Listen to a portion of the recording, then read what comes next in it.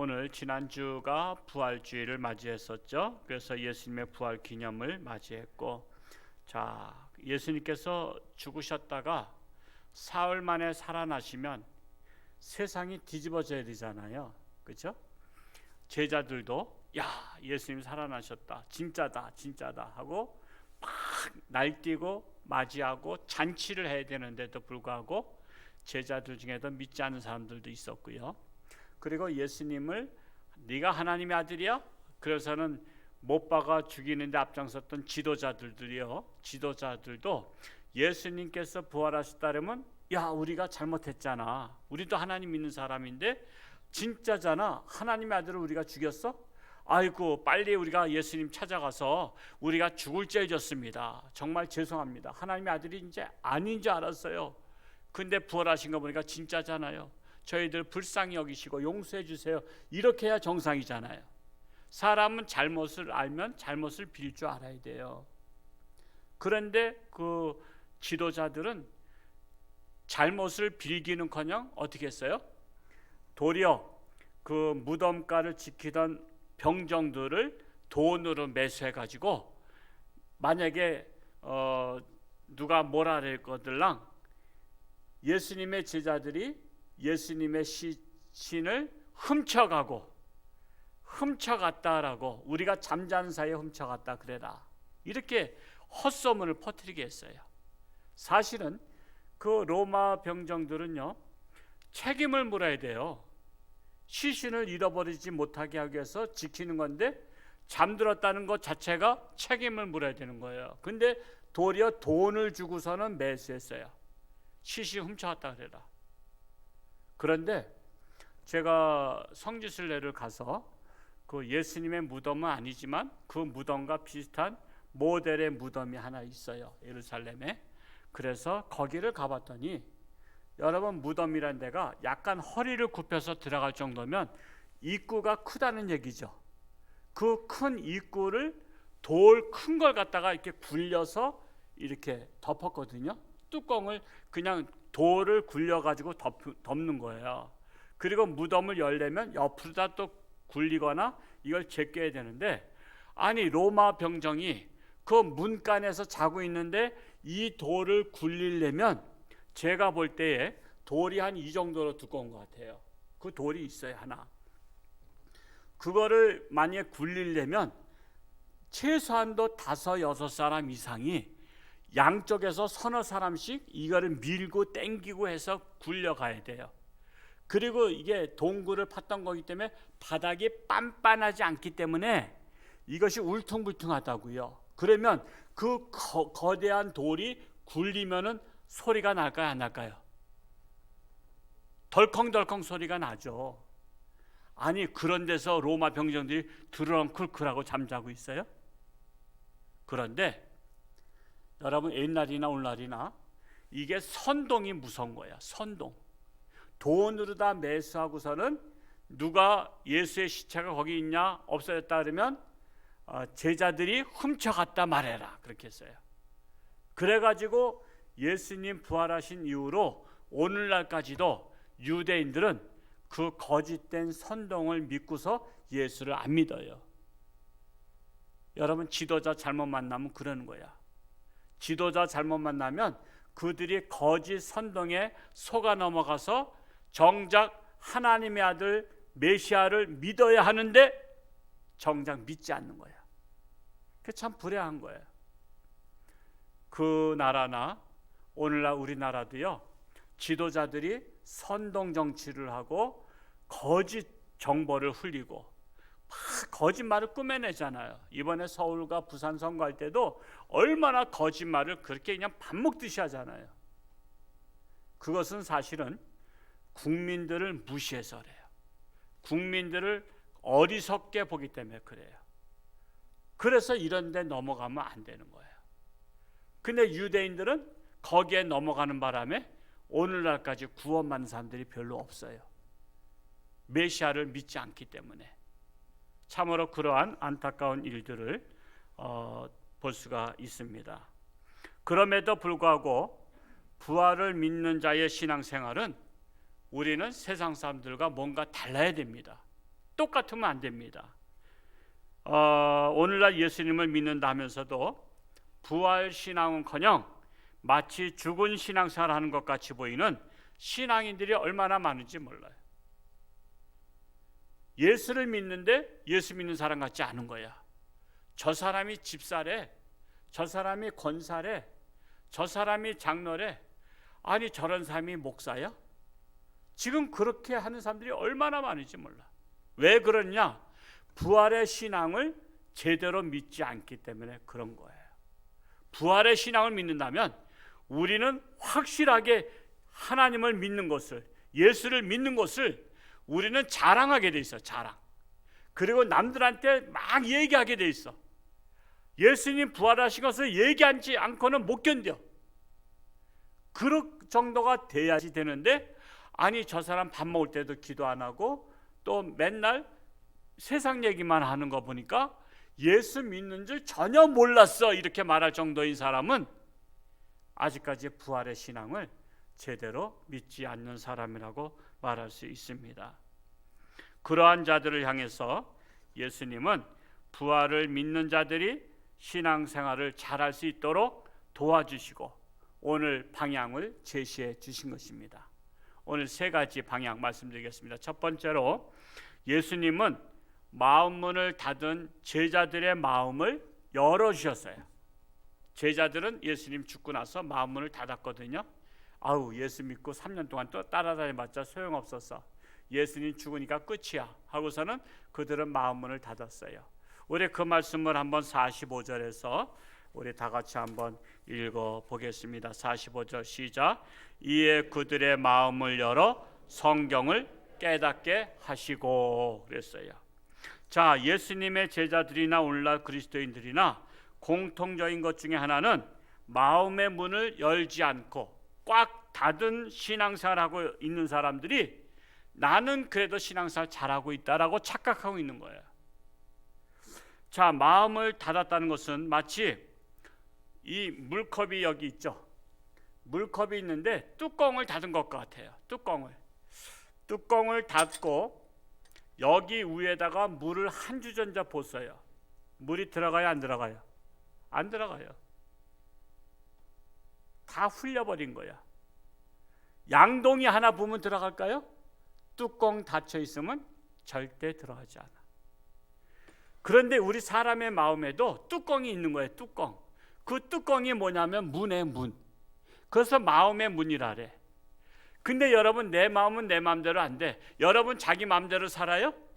이 세상 자기 마음대로 살면 다 잘 살지 왜 못 살아? 자기 마음대로 살면 다 건강하게 살지 왜 병들어? 자기 마음대로 살면 왜 슬프게 살아? 왜 괴롭게 살아? 기쁘게 살지. 늘 행복하게 살지. 근데 내 마음이 내 마음이 아니야. 그래서 내 마음을 내 마음대로 열지를 못해. 닫혀 있어. 닫혀 있는데 제자들도 닫혀 있어요. 근데 부활하신 예수님께서 제자들의 마음의 문을 열어주신 거예요. 열어주시니까 그때부터 예수님 말씀이 쏙쏙 들어온 거야. 그러니까 마음의 문이 열려야만이 말씀이 쏙쏙 들어와요. 그래서 그들이 쏙쏙 들어오니까 깨달은 거야. 그 전에는 깨닫지 못했어. 마음 문이 닫혀 있기 때문에 한쪽 귀로 듣고 한쪽 귀로 흘려버렸는데 예수님께서 마음 문을 열어주시니까 말씀이 쏙쏙 들어오고 말씀이 깨닫게 되니까 그들이 은혜가 넘치는 거예요. 은혜가 넘치는 거예요. 자, 그래서 이와 같이 마음을 닫고 신앙생활을 한다면 말씀의 은혜가 절대 들어오지 않아요. 말씀이 들어오지 않아요. 내 마음 문이 열려 있는지 닫혀 있는지 금방 아는 비결은 말씀을 들을 때마다 쏙쏙 들어오고 말씀의 은혜가 되고 시간 가는 줄 몰라. 아유, 오늘따라 목사님이 5분 더 길게 하셔. 이러면 이게 말씀이 이게 마음 문이 닫혀 있는 것 같아. 왜? 닫혀 있는 데다가 여기에다가 한 주전자 보봤자 지루하잖아. 그거 보봤자 소용없으니까. 뭔가 물이 들어가는 재미라도 있어야 되는데 뚜껑 문을 닫고선 닫으면 이게 쓸데없는 짓이거든. 그러면 오래 하면 오래 할수록 지루한 거야. 그것처럼 말씀이 닫혀 있는 분은 괜히 목사님 괜히 오늘따라 5분씩이나 더 길게 하네. 내가 지금 지루해 죽겠는데 왜 말씀이 안 들어오니까 시간이 얼마나 지루해. 여러분 연속극도요, 재미있는 거는 시간 끝난다 그러면 아쉽죠. 아우 조금 더 해야 되는데, 조금 더 해야 되는데. 그것처럼 말씀의 은혜가 되는 분은, 마음 문이 열린 분은 말씀이 쏙쏙 들어오고 깨닫는 바가 크니까 그냥 시간 가지 보는 거예요. 오늘 한번 그냥 이왕 한 김에 1시까지 한번 설교를 해볼까 생각하는데, 그러면 다음 주 안 올 것 같아서 오늘 그냥 시간에 끝내도록 하겠습니다만, 자, 그래서 깨달음의 은혜가 넘치면 마음 문이 활짝 열린 것이고, 말씀을 아무리 들어도 깨달음이 없고 지루하면 마음 문이 닫혀 있는 상태로 신앙생활하고 있다 생각하면 틀림없습니다. 자, 마음 문이 닫힌 상태로 신앙생활을 계속하게 되면 전혀 인생의 변화가 일어나지 않아요. 그리고 신앙이 성숙하지도 않아. 그래서 어떤 분들은 신앙생활 이래봬도 10년, 20년, 30년 한평생을 신앙생활했어도 마음의 변화가 일어나지 않는 분이 계셔요. 그리고 성숙하지 않는 분이 계셔요. 그러므로 꽉 닫힌 마음의 문을 열어달라고 기도해야 할 것입니다. 오직 나의 닫힌 마음의 문을 열어주실 분은 부활하신 예수님이라는 사실이에요. 자, 예수님을 만나면 가장 급선무가 닫힌 마음의 문을 활짝 여는 것입니다. 그러면 그때부터 깨달음의 은혜가 넘치면서 행복한 신앙생활을 하게 되는 것입니다. 특별히 깨달아지게 되는 것은 그리스도께서 고난을 받으시고 제3일 만에 죽은 자 가운데서 살아나셨고 예수님의 이름으로 제사함을 받게 하는 회개 역사가 예루살렘에서 시작해서 오늘날 우리나라까지 복음이 전파되어서 나 같은 죄인이 구원받은 것을 깨닫게 되는 거예요. 이게 바로 은혜예요. 이 말씀을 한번 46절과 47절에서 한번 읽어볼까요? 시작. 또 이르시되 이같이 그리스도가 고난을 받고 제3일에 죽은 자 가운데서 살아날 것과 또 그의 이름으로 제사함을 받게 하는 회개가 예루살렘에서 시작하여 모든 족속에게 전파될 것이 기록되었으니, 모든 족속에게 전파될 것이 2000년 전에 벌써 예수님께서 말씀하신 거예요. 그 예수님의 말씀대로 깨달은 은혜자들이 선교사가 되고 복음 전파자가 되어서 복음을 전하고 2000년 동안 바톤 터치를 함으로 말미암아 오늘날 저와 여러분이 예수를 믿게 된 거예요. 이게 얼마나 감사해요. 여러분 선교사가 가는 데마다 대접받은 줄 아세요? 아유, 선교사님 오셨습니까? 아, 우리나라를 구원하러 오셨습니까? 어림도 없어요. 저놈이 왜 왔어? 저놈이 우리나라 정탐하러 왔나? 그래가지고 선교사들은 가는 데마다 박해받았어요. 우리나라도 130년 전에 선교사님들 오면요, 오자마자 죽여버렸어. 얘기도 안 듣고 죽여버렸어. 그래서 토마스 목사님 같은 경우도 그냥 대동강변에서 그냥 화살을 쏴가지고 그 배를 쏘니까 배가 불이 나니까 헤엄쳐서 밖으로 나왔는데 나오자마자 포졸이 목을 쳐서 죽여버렸어. 그렇게 복음을 전한 거예요. 선교사님들 대단한 거예요. 그래서 우리가 선교사님들을 대접하고 선교사를 후원하고 기도해야 되는 이유가 있는 거예요. 제가 지난주에도 미얀마 선교사님 통화했어요. 야, 이거 어떻게 계속 있냐? 너무 힘들면 나와야 되지 않냐? 지금 미얀마가 지금 막 반정부 사태 나면서 저기 중국 사람들에 대한 뿔이 나가지고 동양 사람들을 막 그냥 돌로 치고 막 죽이는데, 한국 사람이나 중국 사람이나 약간 좀 비슷하죠. 우리는 구분하지만 우리가 동남아 사람 구분해요? 필리핀 사람, 뭐 저기 태국 사람, 뭐 저기 미얀마 사람, 그 뭐 우리가 인도네시아 사람, 월남 사람 구분 못 하잖아요. 다 거기서 거기 갔잖아. 그것처럼 그 사람들이 볼 때는 중국 사람이나 한국 사람이나 일본 사람 또 비슷해. 그래서 사람이 화가 나서 막 돌 던지고 그러다 보면 맞을 수 있거든. 웬만하면 들어오랬더니 그냥 총알이 동네에서도 막 핑핑 날아다니는 소리가 난대. 아니, 홍천 이 읍내에서 총알 날아다니면 여러분 돌아다니겠어요? 아, 총 날라오면 샥 피하지 뭐 그래? 여러분 피한다고 되는 게 아니야. 지금 목숨 걸고 하고 있어요. 그런데 제가 밴드에다 올렸죠. 사진 보낸 거. 이제 벽돌을 사다 날르기 위해서 지금 이렇게 난리 중에 교회를 짓겠다고. 그거 가능하냐 했더니 지금 정부가 두 정부래. 군 정부하고 민간 정부. 이럴 때 허가를 안 내도 된대. 그래서 얼른 교회 짓겠대. 아니 그 허가 안 내는 게 말이 되냐 했더니 거기는 허가가 까다롭대. 왜냐하면 뇌물을 먹기 때문에 돈을 몇백만 원씩 막 집어줘야지 도장을 찍어준대. 그러니까 도장을 안 찍어주고 계속 시간을 끈대. 그런데 일단 허가를 내주고 돈을 주고 허가를 내주면 그때는 건물 다 지면 그냥 또 허가 받는 게 없고 등기 끝이래. 그냥 와서 건물 져줬으면 그냥 그대로 그냥 끝나는 거래.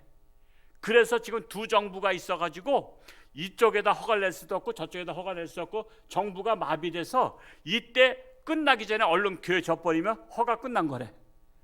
그래서 지금 바로 그냥 이 찰나에 지금 뇌물 안 주고 교회 짓겠다고 지금 막 동네에서도 서둘러서 지라고 막 그래서 지금 짓겠다는 거야.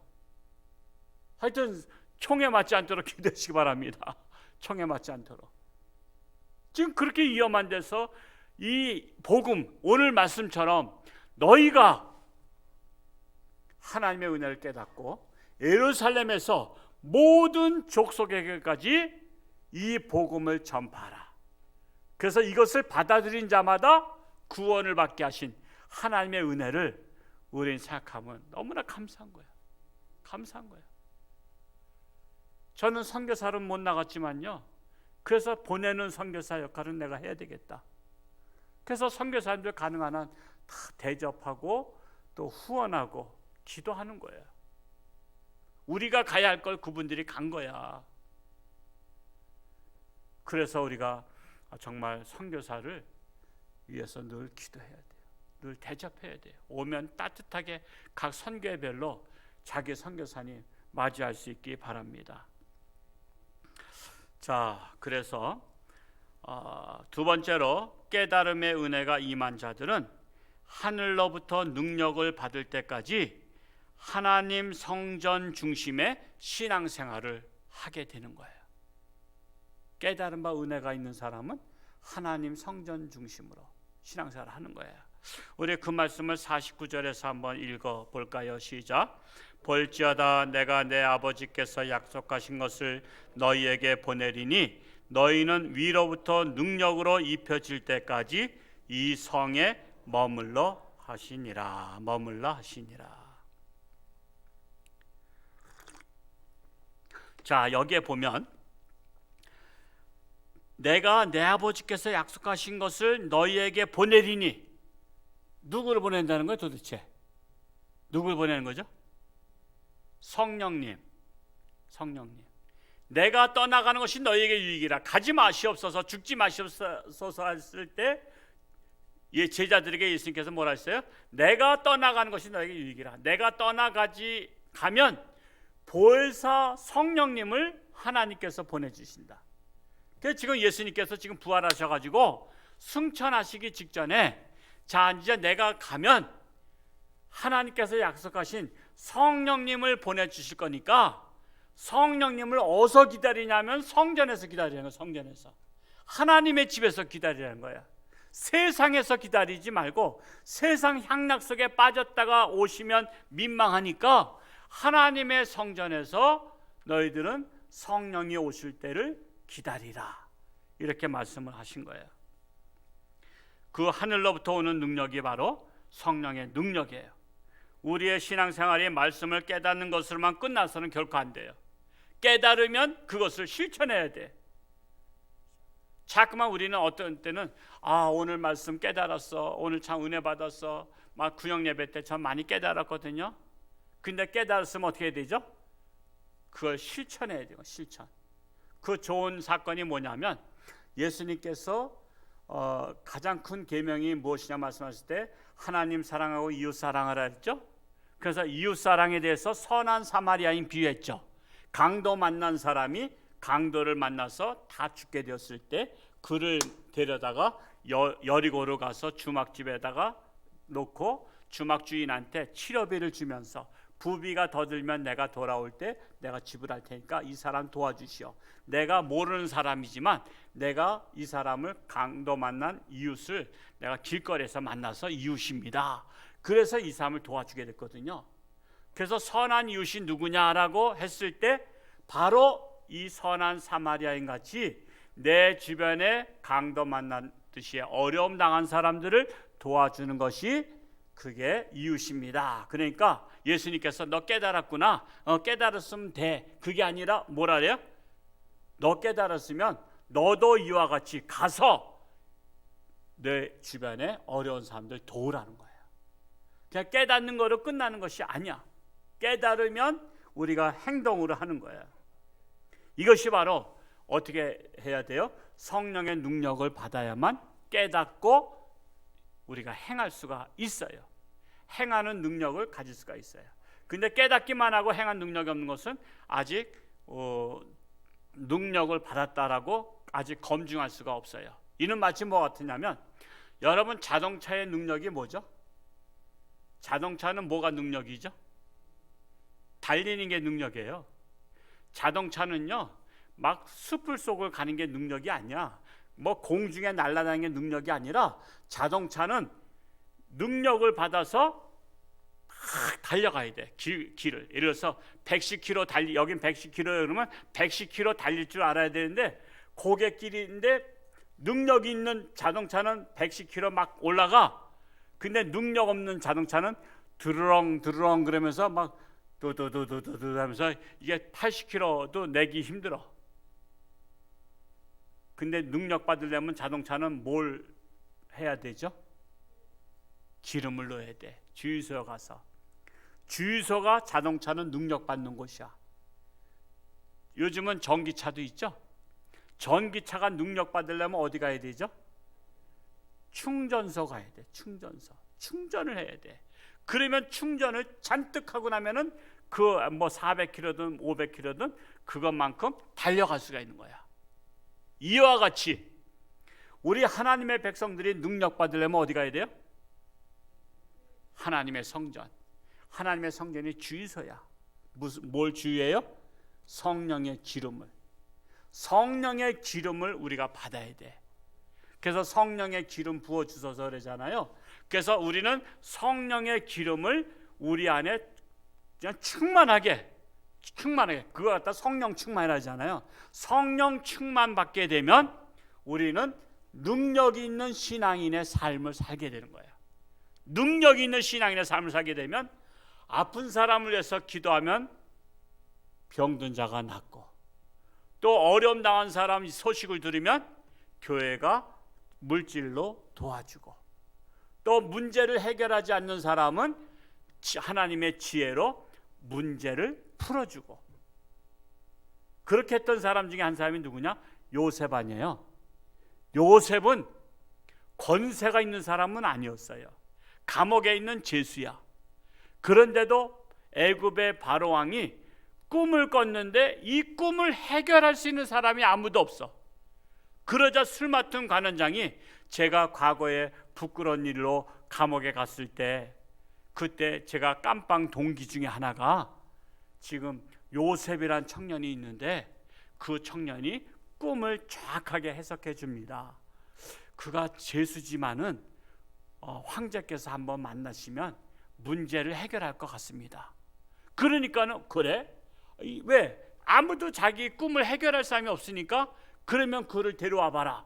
그래서 요셉을 불러다가 내가 여차여차한 꿈을 2번씩이나 꿨다 했더니, 그 꿈은 이렇습니다. 앞으로 이 나라에 7년 동안 풍년이 옵니다. 그리고 또한 7년 동안 흉년이 옵니다. 그래서 풍년 들었을 때 흥청망청 쓰지 마시고 5분의 1씩 곡식을 걷어서 창고에다 잘 싸놨다가 7년 흉년 왔을 때 그것을 풀어서 모든 국민들 하나도 굶어 죽지 않게 하시면 황제는 존경을 받고 인정받고 능력 있는 황제로 대접을 받습니다. 그렇잖아요, 그렇죠? 그러니까 황제가 너무 시원한 거야. 너무 시원한 거야. 그래서 이 문제를 해결할 사람은 너다. 너를 국무총리로 세우느라. 그래서 국무총리 세웠잖아요. 이 요셉은 다른 게 없어. 어려운 문제를 해결해 주는 능력이 있는 거야. 그래서 나라를 살린 거야. 나라를 살린 거야. 지금 오늘날 우리나라가 굉장히 어려워요. 코로나 때문에도 어렵지만은 경제도 어렵고 나라가 정치도 어렵고 지금 모든 게 다 어려워. 이럴 때 능력받은 교회가 나와야 돼요. 그 능력받은 교회가 어느 교회에 있으면 정말 좋겠네? 홍천 중앙교회는 정말 좋겠네. 그러려면 우리가 성전에서 능력을 받을 때까지 하나님 앞에 기도하면서 잠잠히 참아 기다리면 하나님께서 우리 홍천중앙교회에 성령의 기름을 부어주시면 우리나라의 문제들을 해결할 수 있는 대안을 제시하고 병든 자는 기도해서 고쳐주고 어려운 사람들은 물질로다가 후원해서 도와주고, 제가 이게 소원이란 말이에요. 제가 이게 우리 교회 소원이 바로 그거예요. 그래서 성령의 능력을 받는 것이 바로 하나님의 성전이에요. 하나님의 성전은 하늘의 능력을 받는 것입니다. 그래서 하늘의 능력을 받아야 능력 있는 신앙생활을 합니다. 두려워하지 아니하며 담대한 신앙생활을 합니다. 그런데 세상은 교회 가지 말라고 해요. 코로나에 걸린다고 엄포를 놓고 있어요. 이 시대가 바로 전염병으로 두려워 떠는 시대예요. 세상 사람들은 두려워 떠는 것이 당연하지만 우리는 예수님의 부활을 믿는 신앙인들이에요. 그래서 강하고 담대함으로 오는 거예요. 담대함으로. 그러므로 성령의 능력을 받아 담대하게 신앙생활할 수 있기를 축복합니다. 세 번째로, 부활을 믿는 자의 신앙생활은 늘 성전에서 하나님을 찬송하는 자로 사는 거예요. 우리 그 말씀 한번 읽어볼까요? 52절과 53절 시작. 그들이 그에게 경배하고 큰 기쁨으로 예루살렘으로 돌아가 늘 성전에서 하나님을 찬송하니라. 그들이, 제자들이 그에게, 예수님에게 경배하고 예루살렘으로 돌아가, 갈릴리에서 다시 고기잡이 하려고 했던 사람들이 예루살렘으로 돌아가 하나님의 성전에서 늘 하나님을 찬송하니라. 여러분, 세상 사람들도요, 노래 부를 땐 즐겁게 부르는 거 아시죠? 하물며 그리스도인들은 하나님을 찬송할 때에 기쁨으로 찬송을 부르는 게 당연하죠. 감사함으로 하나님을 찬송하는 것이 기본이에요. 찬송을 불러보면 나의 신앙이 건강한지 병들었는지 금방 알 수 있어요. 건강한 신앙인은 찬송을 불러도 또 부르고 싶어. 한 번 부르고 두 번 부르고 자꾸만 부르고 싶네. 자꾸만 부르고 싶은 거야. 아, 그만 불러. 그래. 밤새도록 불러. 옛날에 부흥회 안창할 때요, 외국에서 어떤 교회에서 부흥회 하는데 준비 찬송하는데 찬송 부르다 보니까 찬송에 불이 붙어가지고 강사님이, 오늘은 찬양단이 계속 찬양 인도하게 하시오. 오늘 내가 말씀 안 해도 되겠다고. 오늘 하나님께서 성령의 역사가 찬송 속에 임하셨다고. 그래서 밤새도록 찬양을 다 끝난 적도 있었다 그래요. 그래서 신앙이 건강하면요, 찬송을 한 번 부른 거로 끝나는 게 아니야. 또 부르고 또 부르고 또 부르고 막 그냥 반복해서 부르는 거야. 한 곡을 갖다가 밤새도록 부르기도 하는 거야. 제가 옛날에 모셨던 우리 몽골 허성한 선교사님, 그분도 그런 간증하더라고요. 옛날에 이 카세트 테이프를 이렇게 자동차에다 놓잖아요.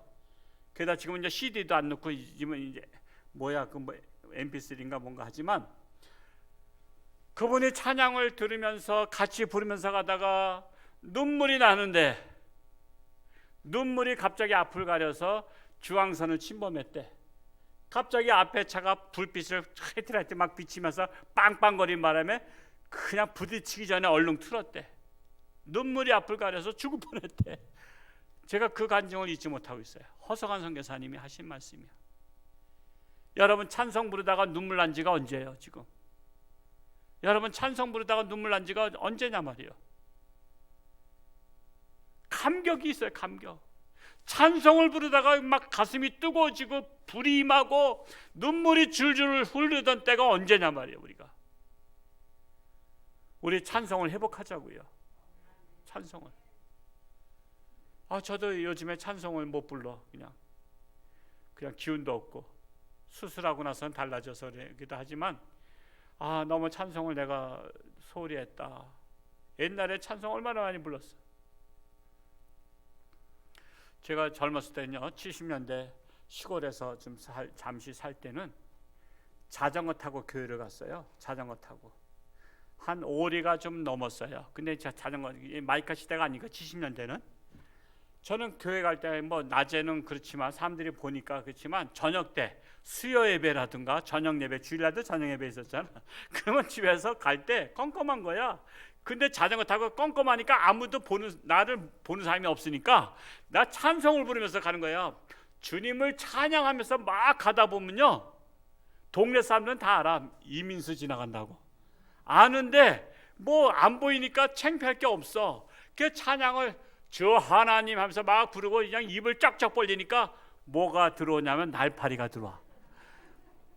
시골에는 이 공중에 날파리가 밤에는 엄청 많이 다니거든. 근데 그게 내 입이 난 그렇게 큰 입도 아닌데 맞아떨어져 가지고 가운데, 자전거는 달리는 속도가 있지, 그거는 앞에서 알짱거리지, 그게 딱 들어와서 목구멍까지 들어가. 왜? 자전거 속도가 그래도 한 시속 60km 될 거 아니야. 그래가지고 목구멍에 딱 들어가서 이게 쏙 들어가 버려서 캑캑거리도 안 나와. 그러면 어떻게 해야 돼? 그냥 삼켜버려야지 뭐. 그래서 내가 날파리 먹고 건강했던 것 같아. 그거 날파리가 건강식품 아니에요. 그리고 날파리 먹고 그냥 목소리가 좋아진 것 같아. 그래서 제가 목소리가 크잖아요. 목소리가 커. 그냥 확 튀었어. 내가 길거리에서 내가 자전거 타고 다니면서 찬송 불러서 그래. 그때 그냥 막 불 받고 막 뜨겁고 막 그러니까 내가 신학 간다 그래서 신학 갔지. 요즘 같으면 안 갈 것 같아. 하여튼 우리가 건강한 신앙인은 찬송을 부르고 또 불러서 최소한 얼마나 불러야 되냐면 시편 119편 164절에 내가 하나님을 찬양하는데 7번씩 하루에 7번씩 찬양하나이다. 우리 한번 7번에 도전해 보자고요. 다시 한번.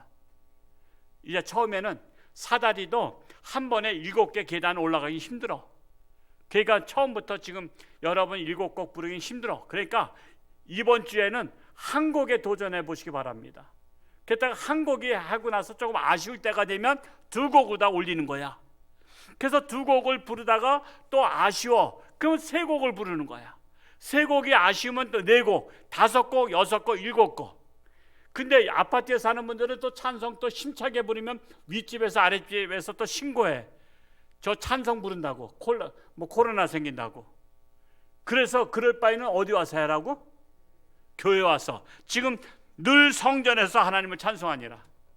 제가 우리 교회요, 제가 그래도 설계 부탁해가지고 제가 이게 다 해서 바닥에도 심야 보일러 있어서 여러분 겨울에 따뜻한 거 아시죠? 그 담임 목사 선택이 중요한 거야. 그래서 우리 교회는 겨울에도 따뜻해. 다른 교회 가보세요. 겨울에 여자분들 다 발 시렵다 그러고 그냥 그래다 그러죠. 거기에다가 또 이 벽은요, ALC 벽돌이야. 이 속에 기포가 있어. 잘라보니까 구멍이 뻥뻥 뚫렸어. 엿딱 치면은 구멍 뚫려 있듯이.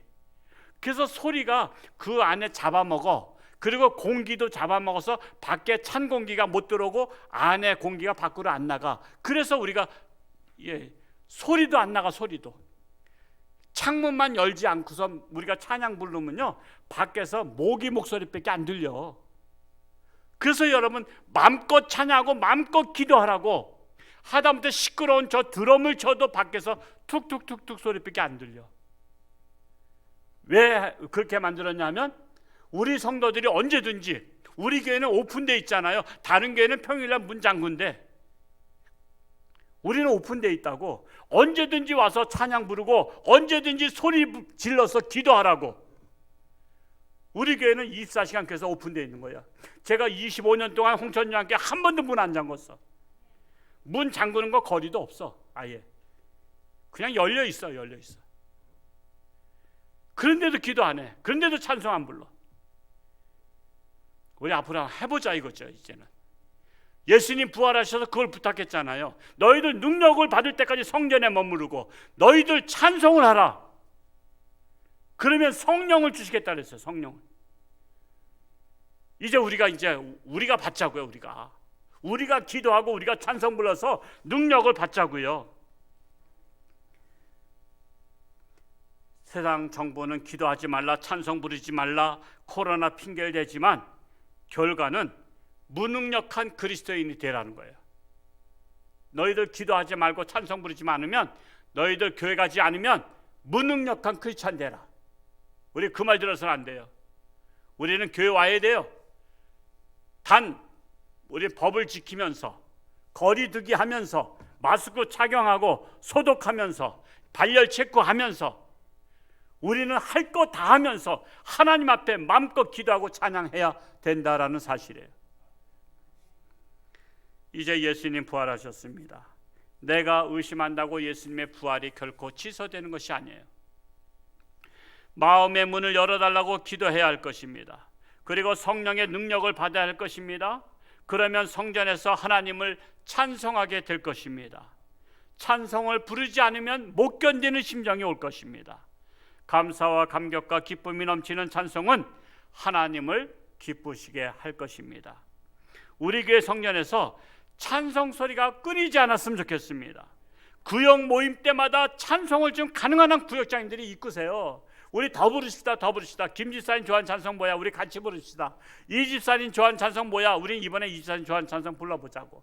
그래서 3명이 모였으면 최소한 3곡 이상은 부르자고, 4명 모였으면 4곡 부르자고요. 그래서 구역 예배가 찬송으로, 기도로 그냥 성령의 역사가 임하도록 우리가 하자 이거예요. 선교회가 모이면 찬송하자 이거예요. 교회학교가, 주일학교가 찬송 부르고. 그래서 홍천주와 함께 지나다니는 사람들이 저 교회는 노래방 기기를 설치했나? 아니야, 노래방 기기 설치한 게 아니라 교인들이 오늘은 이 구역에서, 내일은 저 구역에서, 또 모레는 저 선교에서, 또 어느 또 아동부에서, 중고등부에서, 저 교회는 끊임없이 교회 와서 찬송을 부른대. 찬송을 부르다가 성령의 능력을 받는 거예요. 그러면 능력이 있는 삶이 사는 거예요. 그러면 그 능력이 여러분의 가정에 쏟아붓고 이 지역사회에 능력 있는 교회로 나타나는 거예요. 부활을 믿는 자들로서 늘 성전에서 하나님을 찬송하고 기도하는 저와 여러분 될 수 있기를 축복합니다. 기도하겠습니다. 할렐루야. 고맙고 감사하신 아버지 하나님, 예수님께서 부활하셔서 제자들에게 나타났을 때 제자들조차도 믿지 못하는 제자들이 있었습니다. 그러나 예수님께서 당부하셨습니다.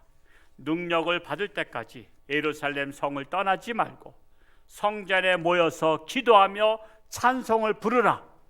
그러면 하나님께서 약속하신 성령님을 보내주셔서 너희들이 능력을 받게 되고 예루살렘과 온 족속에게 복음을 전파하게 될 것이다 말씀하셨습니다. 그 약속에 순종했던 제자들로 말미암아 복음이 온 족속에 퍼져서 오늘날 우리 대한민국에도 하나님을 믿는 자들이 1,000만 명이 되었습니다. 이것이 바로 하나님의 은혜입니다. 예수님께서 부활하시고 제자들에게 하신 말씀이 바로 오늘날 우리들에게 하신 말씀입니다. 우리 또한 능력을 입힐 때까지 성전에서 기도하며 찬송하며 이 코로나 시대의 어려움들을 물리쳐 나가며 승리하는 모든 성도들 되게 하여 주옵소서. 예수님의 이름으로 기도하옵나이다. 아멘.